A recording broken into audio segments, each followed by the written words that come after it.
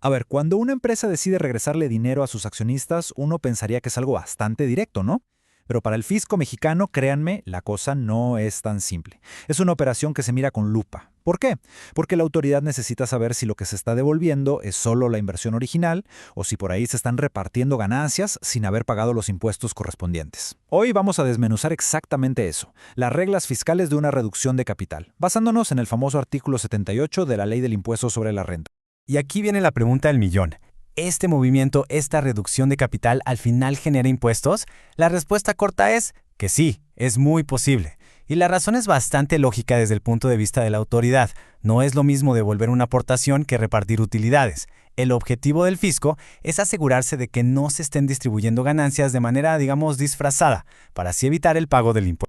Para que esto quede súper claro, vamos a usar una analogía. Imaginen que el capital de una empresa es como un gran contenedor de agua, un embalse. El dinero que los socios pusieron al inicio es agua limpia, pura. Por otro lado, las ganancias que la empresa ha ido generando con el tiempo son como agua teñida. Entonces, cuando la empresa reduce su capital y le regresa agua a los socios, lo que el SAT quiere saber es, ¿estás devolviendo el agua limpia original o viene mezclada con esa agua teñida de utilidades que todavía no han pagado sus impuestos? Ok, para dominar este tema vamos a seguir una ruta de 5 puntos clave. Primero, vamos a entender por qué esto es relevante para el fisco. Luego, nos meteremos de lleno con los dos cálculos que la ley nos pide para analizar la operación.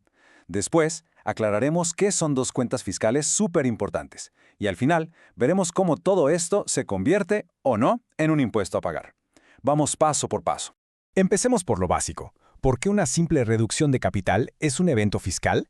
Pues porque en esencia es una salida de dinero de la empresa hacia los bolsillos de los socios, y la ley está diseñada para identificar si esa salida es solamente el capital que aportaron en un inicio o si de paso se están llevando utilidades que se han acumulado.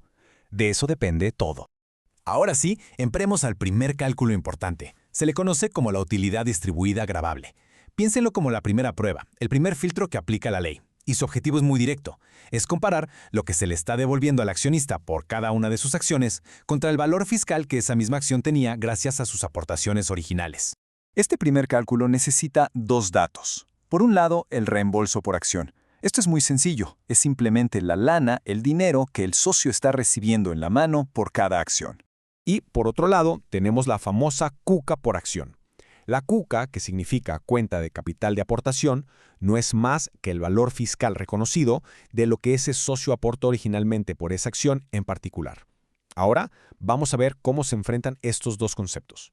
Y aquí es donde se unen las piezas. La operación es una simple resta. Tomamos el reembolso que recibe el socio y le quitamos el valor fiscal de su aportación, o sea, la cuca por acción. Si el resultado es positivo, si el reembolso es más grande que la aportación, esa diferencia es justamente la utilidad distribuida gravable. Es la primera bandera roja para el fisco, una señal de que se está devolviendo más dinero del que se aportó.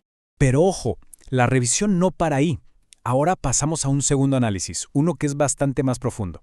Aquí ya no nos fijamos en la transacción por cada acción, sino que se analiza la foto completa, la salud financiera de toda la empresa, para ver si por ahí hay una posible utilidad distribuida adicional. El truco aquí es comparar dos realidades de la empresa. Por un lado, la realidad contable, que está representada por el capital contable, que es, a grandes rasgos, el valor de la empresa según sus libros. Y por otro lado, la realidad fiscal, que es la suma de sus cuentas CUCA y CUFIN. Si el valor en libros es mayor que la suma de estas cuentas fiscales, la ley asume que hay utilidades no reconocidas fiscalmente que se están repartiendo en la operación. Y el proceso es justo como lo vemos aquí. Se parte del capital contable total de la empresa. A ese número, primero le restamos el saldo total de la CUFIN y luego le restamos también el saldo total de la CUCA. Si después de quitarle estas dos cuentas todavía nos queda un saldo positivo, ¡bingo! Esta es la utilidad distribuida adicional. Como ya vimos, todo este asunto gira alrededor de dos cuentas, la CUCA y la CUFIN. Entenderlas bien es la verdadera clave para no perderse.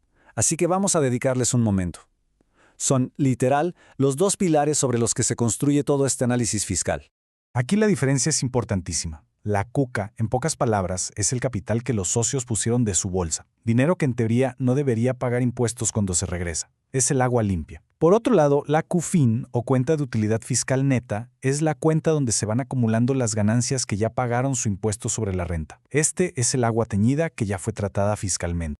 Muy bien, ya hicimos los dos cálculos. Y ya entendemos la diferencia entre CEUCA y CUFIN. Ahora, la pregunta final. ¿Cómo se traduce todo esto en un impuesto a pagar? Vamos a ver el último paso.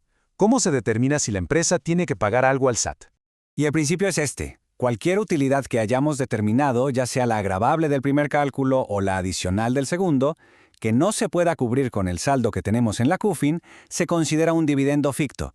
Y como cualquier dividendo que no viene de utilidades que ya pagaron impuestos, pues tiene que pagar el impuesto que le corresponde.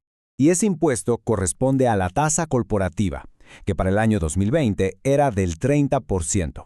Ahora, es importante aclarar que la empresa no solo le aplica el 30% a la utilidad y ya, tiene que hacer un cálculo que se llama piramidación, que básicamente es para reconstruir el impuesto que se debió haber pagado en su momento sobre esa utilidad, antes de poder repartirla.